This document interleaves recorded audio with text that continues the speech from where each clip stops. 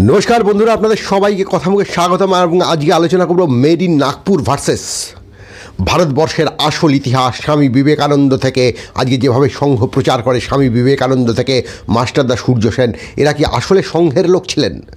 এরা কি আসলে মেড ইন নাগপুরের তত্ত্বকে জাস্টিফাইড করেছিলেন, নাকি কোনোদিনই আরএসএস ভারতবর্ষকে বুঝতে পারেনি? তাদের তত্ত্বের সাথে ভারতবর্ষের কোনো সম্পর্ক ছিল না, বিজেপির তত্ত্বের সাথে ভারতবর্ষের কোনো সম্পর্ক ছিল না।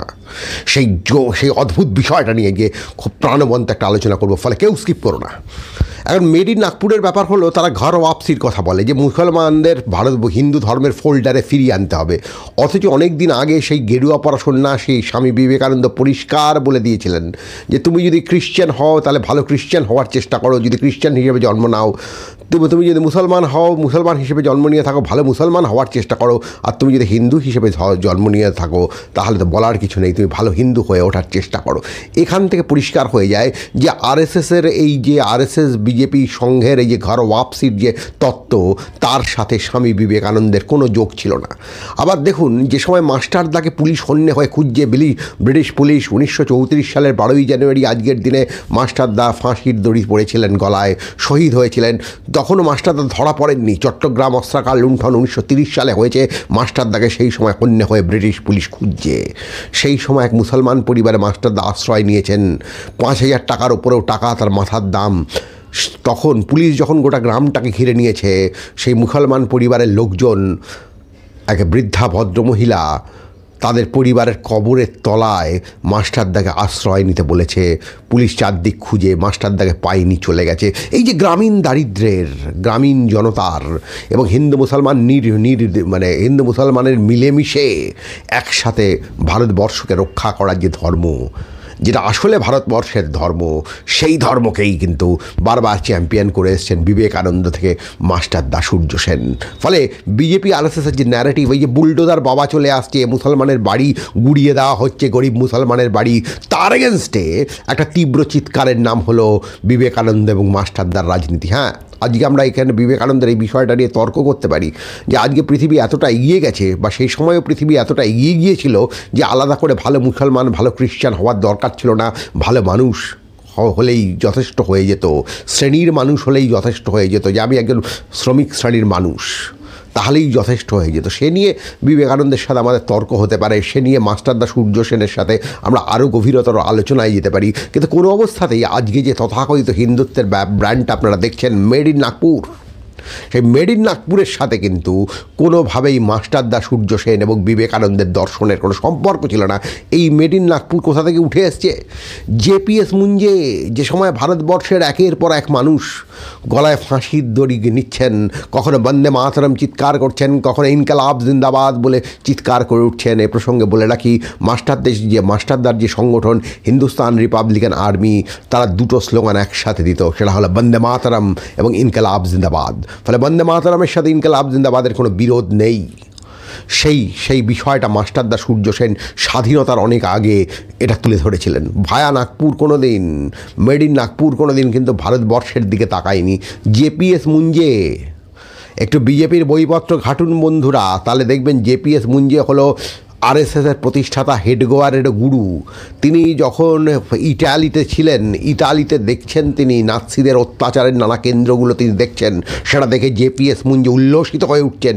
তিনি ভাবছেন ঠিক এইরকমই সংগঠন ভারতবর্ষে তৈরি করতে হবে। না, ব্রিটিশ সাম্রাজ্যবাদকে হারানোর জন্য নয়, মুসলমানদের পায়ের তলায় রাখার জন্যে এই ধরনের সংগঠন করার কথা পরিকল্পনা জেপিএস মুঞ্জে করেছিলেন। সেটা কত সাল?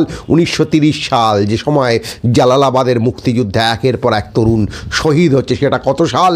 1930 সাল, যে সময় মুঞ্জে রয়েছেন ইটালিতে 20 দশকে। সে সময় আমরা কি দেখছি? একের পর এক বিপ্লবী ফাঁসির দড়িতে প্রাণ দিচ্ছেন। আর তার আগে আমরা কি দেখেছি? সাভারকার মুচলেখা দিয়ে জেল থেকে বেরিয়েছেন।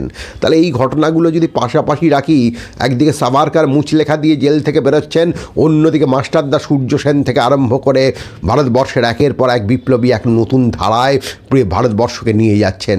এই দুটো ঘটনাকে রাখলেই তো পরিষ্কার বোঝা যায় কোন দিকে আমরা যাচ্ছি। তার থেকেও বড় কথা, সেই গেরুয়া পরা সন্ন্যাসী 1893 সালে শিকাগোতে তার বক্তব্য শুরু করেছিলেন, ভারতবর্ষ আসলে একটা ঘর, সে ঘর বারবার মানুষকে আশ্রয় দিয়েছে।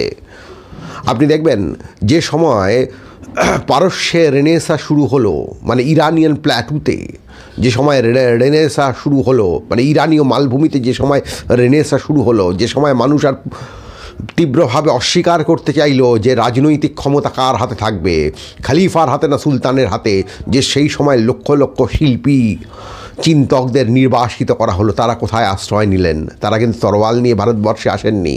তারা ভারতবর্ষে এসে ভারতবর্ষের মাটিকে চুমু খেলেন, তারা ভারতীয় হয়ে উঠলেন। সেই কথা তো স্বামী বিবেকানন্দ বলেছেন, আর এরা বলছে ঘর ওয়াপসি।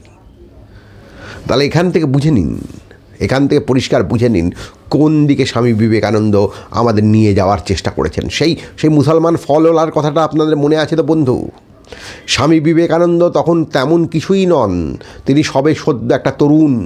তিনি রাস্তা দিয়ে হাঁটছেন, খিদের জ্বালায় অজ্ঞান হয়ে মাটিতে পড়ে গেছেন।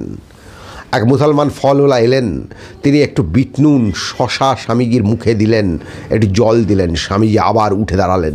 স্বামী বিবেকানন্দ হয়তো সারা জীবন ধরে সেই সময় সেই লোকটার নামও জিজ্ঞেস করতে পারেনি, এটা তার অপরাধ নয়, এটা আমার জীবনে হলেও জিজ্ঞেস করতে পারতাম না, এত ক্লান্ত, এত অবসন্ন। সারা জীবন ধরে স্বামী বিবেকানন্দ কিন্তু সেই লোকটার কথা মনে রেখে গেছেন। এটা ভারতীয় ইতিহাসে কোনো অকস্মাৎ হঠাৎ করে চলে আসা একটা বিচ্ছিন্ন ঘটনা নয়।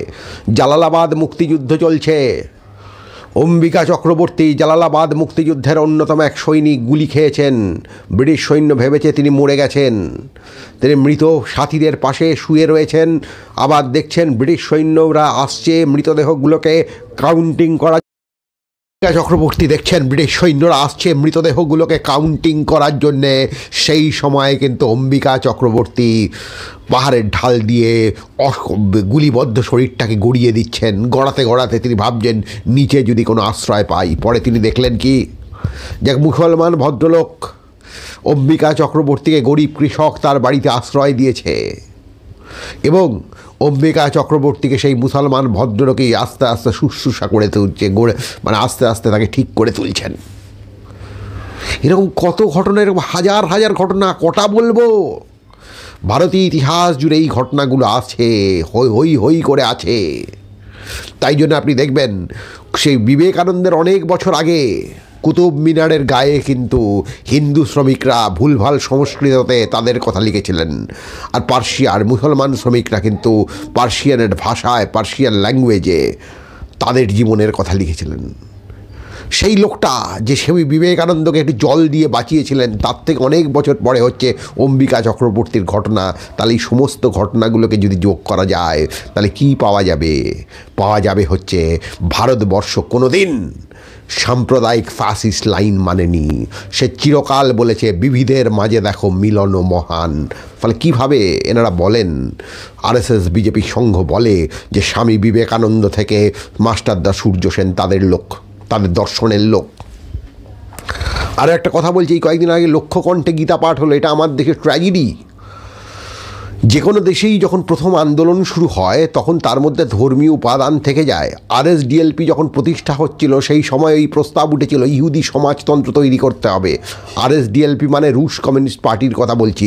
রুশ কমিউনিস্ট পার্টির প্রথম যুগে নাম ছিল আরএসডিএলপি। কিন্তু প্লেখানভ এসে সেই সময় তীব্রভাবে এই লজিকের বিরুদ্ধে আক্রমণ করলেন। লেনিনের গুরু প্লেখানভ, পৃথিবী পাল্টালো।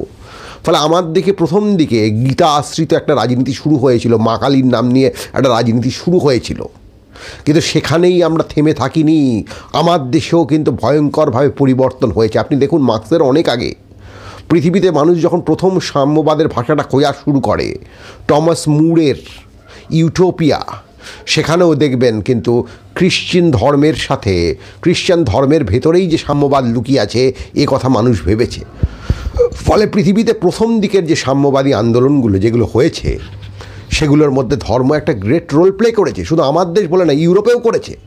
আস্তে আস্তে যত সময় বাড়ে, আপনি 5 বছর বয়সে যেটা ভাবতে পারতেন 15তে সেটা ভাবেন না, 25-এ সেটা ভাবেন না, আবার 40-এ হয়তো আপনার চিন্তা আরও ম্যাচিওর করে যায়। আমার দেশেও সেই ঘটনা হয়েছে, আমরা ম্যাচিওর করেছি। তাই জন্য দেখবেন 1918 সালে মাস্টারদা সূর্য সেনের যে সংগঠন, হিন্দুস্তান রিপাবলিকান অ্যাসোসিয়েশনের আর্মির যে ইয়েটা তৈরি হয়, সংবিধানটা তৈরি হয়, সেই সংবিধানে পরিষ্কারভাবে কিন্তু মানে ধর্মনিরপেক্ষ কোনো ধর্মকে, হিন্দু ধর্মকে পুনর্জাগরণের কথা বলা হয়নি। এবং কোনো গীতা হাতে নিয়ে জালালাবাদ মুক্তিযুদ্ধের আগে কিন্তু কসম খাননি গণেশ ঘোষেরা, তারা ওই হিন্দুস্তান রিপাবলিকান আর্মির সংবিধানকে নিয়ে কসম খেয়েছেন, এই সংবিধান ধরে এগোনোর চেষ্টা করেছেন। ভাবুন, আজকে যারা এখানে চিৎকার করে বলে না ন্যায় বিচার যাত্রা নয় কেন, ইনসাফ যাত্রা কেন, ইনসাফ যাত্রা কি বাংলা ভাষার বাইরের বিষয় নাকি? ইনসাফ কি বাংলা ভাষার বাইরের বিষয়? ফলে আজকে কমিউনিস্ট থেকে আরম্ভ করে বিভিন্ন দলের কাছে তার রাজনৈতিক ডকুমেন্টটাই প্রধান বিষয় হয়ে উঠেছে, মানে গীতা বা অন্য কোনো ধর্মীয় গ্রন্থ হয়ে ওঠেনি। সেটা কিন্তু জালালাবাদ মুক্তিযুদ্ধের আগে গণেশ ঘোষরা প্রমাণ করে দিয়েছিলেন। এরকম অসংখ্য প্রমাণ আছে। নেতাজির ভাই স্বামী বিবেকানন্দের ভাই ভূপেন্দ্রনাথ দত্ত কি বলছেন, যে এক সময় এগুলোর প্রভাব ছিল, কালী এবং ধর্মীয় ইত্যাদিদের প্রভাব ছিল, আমরা সেই প্রভাব থেকে বেরোতে পেরেছি। ভূপেন্দ্রনাথ দত্তের বিবেকানন্দকে নিয়ে লেখা একটা অসাধারণ বই আছে, প্রফেট অ্যান্ড প্রফেট, সরি আমি আগের ভুল বলেছি, প্যাট্রিয়ট অ্যান্ড প্রফেট। সে বইটা যদি আপনারা একটু দয়া করে পড়েন, সিরিয়াল দেখাচ্ছে কিন্তু বই পড়া অনেক সোজা। সিরিয়ালে কি কার সাথে কার প্রেম, কে কোথায় কার সাথে ঘুরতে যাচ্ছে এগুলো বোঝা যায় না, কিন্তু যদি প্রফেট অ্যান্ড প্যাট্রিয়ট পড়েন আপনি কিন্তু হই হই করে সেই সময়ের দলিল চিত্রটা বুঝতে পারবেন। এবং স্বামী বিবেকানন্দ নিজেও কিন্তু চিরকাল এক ধরনের সমাজতান্ত্রিক বাস্তবতাকেই খোঁজার চেষ্টা করেছেন। তাই জন্য তিনি বলছেন ভারত মূলতই সাম্যের দেশ, এবং এই সাম্যটা লিটারালি শুধু মুখের কথা না, এই সাম্যটাকে প্রতিষ্ঠা করার জন্যে তিনি বারবার তার সঙ্গিনীদের বলছেন, তার ফলোয়ারদের বলছেন যে আমি চাই তুই দেশের কাজ করতে করতে যেন মরে যা। সেই দেশের কাজটা কি? নিপীড়িত মানুষের জাগরণের কাজ। তাই স্বামী বিবেকানন্দ বলছেন শূদ্র জাগরণের কথা। শূদ্র মানে কি? মার্ক্সীয় পরিভাষায় যদি আপনি শূদ্রকে দেখেন, তিনি তো হচ্ছেন প্রলেতারিয়েতের কাছাকাছি, অর্ধ সর্বহারা। তাহলে এখান থেকে পরিষ্কার হয়ে যায়, মনুসংহিতা একটা ভারতের কথা বলেছে যে ভারতে শূদ্রের কোনো অধিকার থাকবে না, শূদ্রের জ্ঞান সঞ্চয়ের কোনো অধিকার, ধন সঞ্চয়ের কোনো অধিকার থাকবে না, বেদ পাঠেরও কোনো অধিকার থাকবে না, বেদ পাঠ করলেই তার গলা কাটা যাবে। তার বিরুদ্ধে ভারতীয় হিন্দু তথা হিন্দু সংস্কৃতি থেকেই বিরাট প্রতিবাদ উঠে এসেছিল। আজকে সেই মনুসংহিতার দর্শনকে চ্যাম্পিয়ন করতে চাইছে বিজেপি, আরএসএস, এবং তার সাথে হিটলারের দর্শনকে মিলিয়ে দিচ্ছে। এদের সাথে ভারতীয় দর্শনের কোনো সম্পর্ক নেই। তাই স্বামী বিবেকানন্দের প্রতিটা লেখার মধ্যে দেখবেন তিনি কিন্তু এই শূদ্র জাগরণের কথা বলছেন, সাধারণ মানুষের ইম্যান্সিপেশনের কথা বলছেন। এই শূদ্ররা একটু আগেই বললাম, এই শূদ্ররা কারা? এই শূদ্ররা তো মার্ক্সের ভাষায় যদি আমরা দেখি অর্ধ সর্বহারা, যাদের জমির ওপরেও কোনো অধিকার নেই। হয়তো ইন্ডাস্ট্রিয়ালাইজেশন যদি ভারতবর্ষে হতো, গফুর কি ছিল? গ্রামীণ প্রান্তিক কৃষক। তার যখন সব, শরৎচন্দ্রের গল্পের গফুরের কথা বলছি, গফুর মিয়া, তার যখন সব কিছু চলে গেল, গফুর আস্তে আস্তে ইন্ডাস্ট্রিয়াল প্রলেতারিয়েত হয়ে উঠলেন, মানে শিল্প শ্রমিক হয়ে উঠলেন। তাহলে এই যে শিল্প শ্রমিকের প্রাক অবস্থায় যে মানুষগুলো দাঁড়িয়েছিল, স্বামী বিবেকানন্দ তো তাদের কথা বললেন, ফলে মার্ক্সবাদ তো সমৃদ্ধ হলো। এবার স্বামী বিবেকানন্দের কথার মধ্যে অনেক কন্ট্রাডিকশন থাকতে পারে, কিন্তু স্বামী বিবেকানন্দ নিজেই সেই কন্ট্রাডিকশনের উত্তরও দিয়েছেন। তিনি বলছেন তুমি যদি প্রকৃতভাবে ধর্মকে বুঝতে চাও তাহলে দূর থেকে ধর্মকে দেখো। এটা আমার কথা না, এটা স্বামী বিবেকানন্দের কথা। দেখুন, পৃথিবীতে কেউ 100% ঠিক অবস্থানে সবসময় থাকতে পারে না। পৃথিবী এগোয়, দ্বন্দ্বেরই এটা নিয়ম। পৃথিবী যত এগোয় জ্ঞানের পরিধি তত বাড়ে, আর জ্ঞানের পরিধি যত বাড়ে মানুষ পুরনো বিষয়কে নেগেট করে। কার্ল মার্ক্সের জীবনে ওই ঘটনা ঘটেছে। তিনি তার প্রথম জীবনে ট্রিবিউন পত্রিকায় ভারত সম্পর্কে যে কথা বলেছেন, তিনি ইতালির আল্পস পর্বতের সাথে ভারতের তুলনা করেছেন, যে ইটালিকে আল্পস পর্বত ঘিরে রেখেছে, ভারতকে হিমালয় পর্বত ঘিরে রেখেছে। তারপর তিনি বলেছেন ব্রিটিশ সাম্রাজ্যবাদের ভেতর দিয়ে প্রবল পরিমাণে শিল্পায়ন ভারতবর্ষে হবে। আর অনেক কথা বলেছেন যে ভারতীয় সমাজ অনড়, এগোতে পারে না। পরবর্তীকালে জীবনের শেষ লগ্নে এসে কিন্তু মার্ক্স নিজের ভুল বুঝতে পেরেছিলেন। ফলে শেষ লগ্নে এসে কিন্তু মার্ক্স যা লিখছেন, আগের লেখাগুলোকে তিনি কিন্তু ভারত সম্পর্কে আগের লেখাগুলোকে কিন্তু তিনি একভাবে নেগেট করে দিচ্ছেন। তাহলে ভারতেও তো এই পরিবর্তনটা হয়েছে। আজকে আমাদের মুশকিল কি? আজকে একটা ভয়ঙ্কর লজিক চলে আসছে আমাদের সামনে। লজিকটা কি? একদল লোক বুক ঠুকে বলছে আমরা সাম্প্রদায়িক, আমরা ভারতীয়, মানে ভারতীয়ত্ব ইকুয়াল টু সাম্প্রদায়িকতা। আসলে তারা যে ভারতবর্ষের কোনো কিছুর সাথেই তাদের দর্শনের যে সম্পর্ক নেই সেটা তারা এই কথাগুলো ঢেকে দিতে চাইছে। যে সাভারকার ছাড়া, সাভারকার আরএসএস করতেন না, আরএসএসের কোনো পার্টিসিপেন্ট নেই স্বাধীনতা সংগ্রামে। ইভেন কি যে বইটা আরএসএসের কাছে একটা গুরু গীতা, we and our nationhood defined, গোলওয়ালকারের লেখা উই, আরএসএসের কাছে দেখবেন উই বইটার একটা আলাদা তাৎপর্য আছে। সেই উই বইতে কি বলা হচ্ছে 1937-38 সালে যে সময় 1937 থেকে 39 সালে যে সময় জাতীয় সংগ্রাম একটা তুঙ্গবর্তী জায়গায় উঠেছে, সেই সময় জাতীয় সংগ্রাম সম্পর্কে বলতে গিয়ে তারা ব্রিটিশ সাম্রাজ্যবাদকে সমালোচনা করছেন না, তারা বলছেন সেই সমস্ত সংগ্রামকে ওয়েলকাম আমরা জানাবো যে সংগ্রামেরগুলোর ভেতর দিয়ে হিন্দুত্ববাদের পুনর্জাগরণ ঘটে। কোথায়? মাস্টারদা সূর্য সেন নিজে পুজো পাঠ করতেন, নেতাজি সুভাষচন্দ্র নিজে রিলিজিয়ানে বিশ্বাস করতেন, কিন্তু তারা কোনোদিন রাজনীতির ময়দানে রিলিজিয়ান নিয়ে কোনো কথা বলেননি। মাস্টারদা সূর্য সেনের হিন্দুস্তান রিপাবলিকান আর্মির সংবিধানে কোনো ধরনের ধর্মের পুনর্জাগরণের কথা বলা নেই। এখান থেকে তো পরিষ্কার হয়ে যাচ্ছে যে আরএসএসের লজিককে ছিন্ন করেই ভারতবর্ষের স্বাধীনতা সংগ্রাম সে যুগে এগিয়েছিল। আরএসএসের লজিককে ছিন্ন ভিন্ন করে, হিন্দু মহাসভার লজিককে ছিন্ন ভিন্ন করে সে যুগে ভারতের স্বাধীনতা সংগ্রাম এগিয়েছিল। তাই নেতাজি সুভাষচন্দ্র বলেছিলেন যে ভোট এলেই ওদের সন্ন্যাসীদের কথা মনে পড়ে যায়। আজও দেখুন ভোট এলে মন্দির।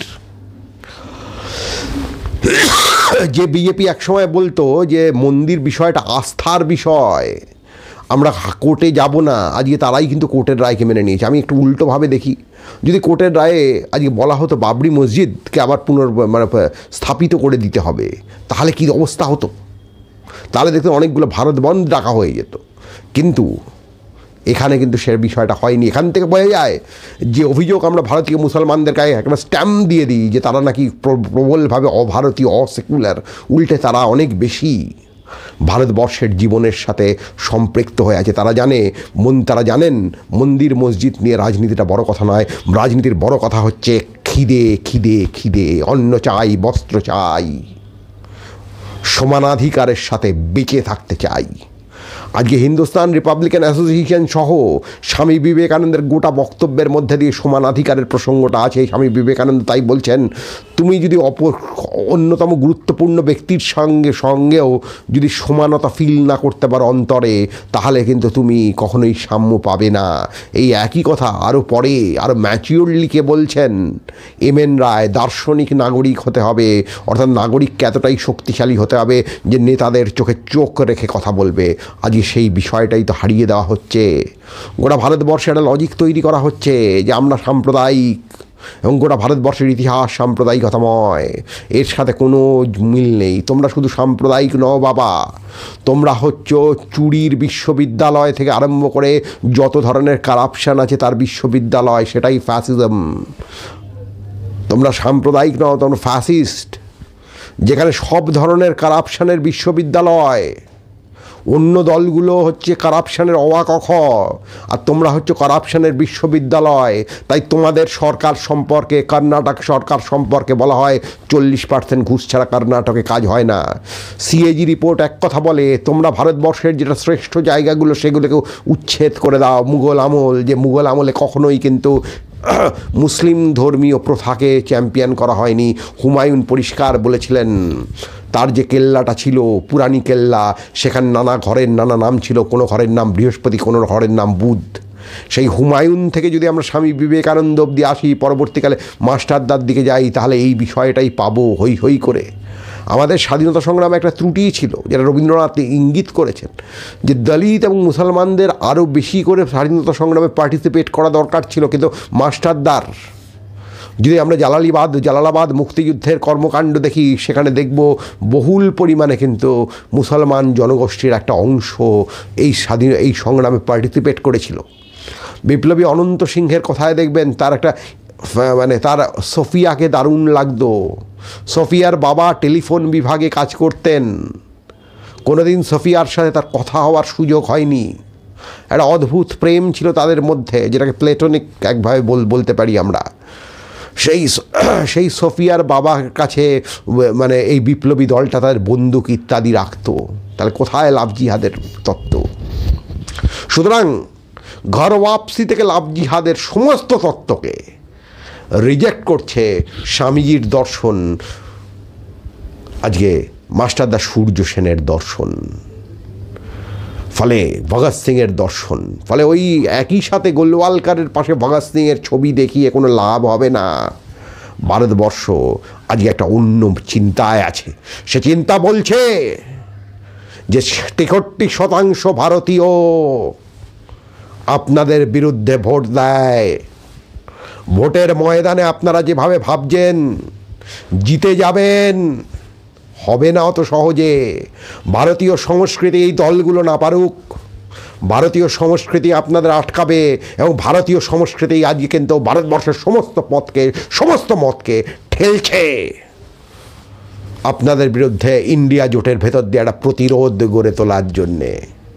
আপনি দেখুন স্বামী বিবেকানন্দ থেকে আসফাকুল্লাহ হয়ে প্রীতিলতা ওয়াদ্দিদার, যে প্রীতিলতা ওয়াদ্দিদার সেই চিঠি, মাকে জেলে বসে শেষ চিঠি লিখছেন, সেখানে কিন্তু ধর্মের প্রসঙ্গ আসছে না। সেখানে মাকে বলছেন প্রীতিলতা ওয়াদ্দিদার, আমি যদি চলে যাই তুমি কেঁদো না। সেই কান্নামুক্ত ভারতবর্ষের কথা আসছে। কেন চেয়ে আছো গো মা তুমি মুখপানে, তার কথা আসছে। দারিদ্র্য দূরীকরণের কথা আসছে। আম্বেদকর থেকে বিবেকানন্দ, ভগৎ সিং, সমস্ত পথে দেখবেন একটা পথের সাথে, আম্বেদকরের পথের সাথে বিবেকানন্দের পথের তীব্র লড়াই থাকতে পারে, কিন্তু একটা জায়গায় এক তারা সবাই, যে no no no, made in Nagpur, made in, একটা সময় ছিল জার্মানি ভায়া ইটালি, ফ্যাসিস্ট দর্শনকে আমরা না বলবো, আজও সেটাই বলতে হবে। না না না, স্বামী বিবেকানন্দ এবং ভগৎ সিং এবং মাস্টারদা সূর্য সেনের চেতনা আমাদের শেখায় সাম্প্রদায়িকতাকে না বলার, ফ্যাসিবাদকে না বলার। এই বলে এখানেই শেষ করছি। কেমন লাগছে এই অনুষ্ঠান অবশ্যই জানাবেন। আপনাদের আরও বেশি করে পার্টিসিপেশন চাই। হই হই করে চ্যানেলটাকে সাবস্ক্রাইব করুন। যদি ভালো লাগে আমাদের মেম্বারশিপ নিন। এই অনুষ্ঠানটা ভালো লাগলে ইউটিউবে থ্যাঙ্কস জানান। এখানেই আজকে শেষ করছি। আপনারা যদি আরও বেশি বেশি করে এটা চ্যানেলটাকে সাবস্ক্রাইব না করেন, তাহলে কিন্তু আগামী ভবিষ্যৎ বলে কিছু থাকবে না। ফলে সবাই খুব ভালো থাকবে।